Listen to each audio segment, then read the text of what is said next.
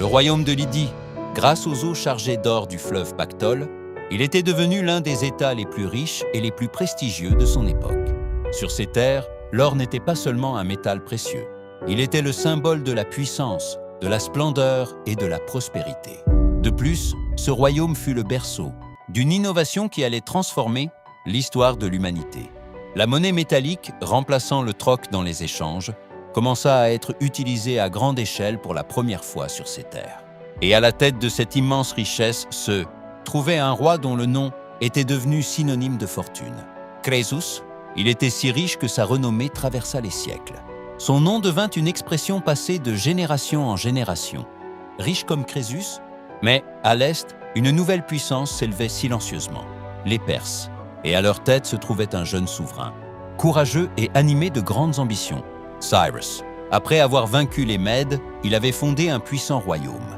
Mais son objectif ne se limitait pas à conquérir de nouveaux territoires. Il voulait bâtir un empire dont les frontières s'étendraient jusqu'à l'horizon. Crésus, quant à lui, était convaincu qu'il pouvait arrêter cette ascension. Cette décision marqua le début de la guerre qui allait changer le destin de la Lydie. Les deux grandes armées se retrouvèrent face à face dans les vastes plaines de Cappadoce. La bataille fit rage. Ni les Perses ne reculèrent, ni les Lydiens ne se rendirent. Mais, à la fin de la journée, aucun vainqueur ne s'était imposé. Crésus retourna à Sardes afin de rassembler ses alliés et de reconstituer son armée. Mais Cyrus avait un tout autre plan.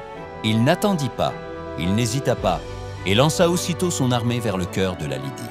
Lors de la bataille décisive devant Sardes, l'armée lydienne s'effondra.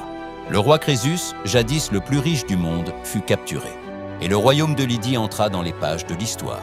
Ainsi, Cyrus ne conquit pas seulement un royaume, il s'empara également de l'une des plus grandes richesses du monde de son époque. Désormais, son regard se tournait vers un objectif encore plus grand. L'une des plus magnifiques cités du monde antique, Babylone,